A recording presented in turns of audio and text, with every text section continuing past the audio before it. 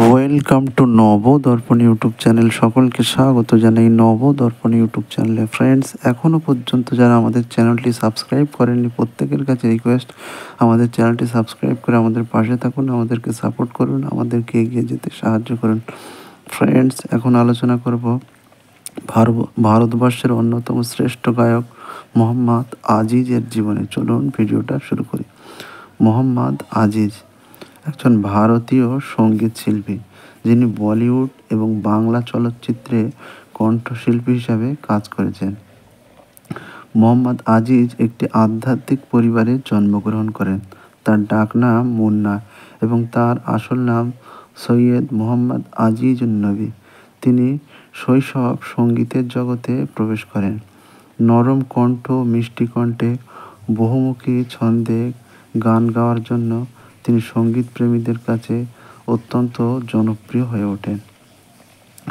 আজিজ বাংলা ভাষার একটি চলচ্চিত্রে জ্যোতি নামক শিরোনামে গান গাওয়ার মাধ্যমে শিল্পী হিসাবে তার চলচ্চিত্রে আত্মপ্রকাশ হয়। তিনি একজন প্রযোজকের অনুরোধে তার সহযোগিতায় 1984 সালে মুম্বাই আসেন।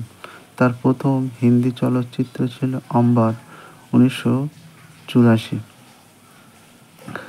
মোহাম্মদ আজিজ বেশ কিছু উল্লেখযোগ্য গানের স্রষ্টা। সেগুলি হচ্ছে মে তেরি মোহব্বত মে পাগল হো যাউঙ্গা, ত্রিদেব, আয়ে ওয়াতান তেরে লিয়ে, কর্মা, 1986 সালের চলচ্চিত্র।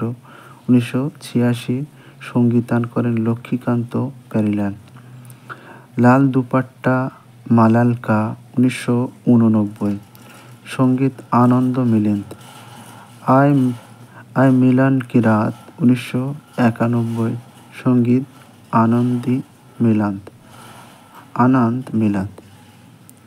সকলে ভালো থাকবেন, সুস্থ থাকবেন, আর অবশ্যই আমাদের চ্যানেলটি সাবস্ক্রাইব করে আমাদের পাশে থাকবেন, আর কমেন্টস করে জানাবেন ভিডিও কেমন লাগলো। Thank you for watching.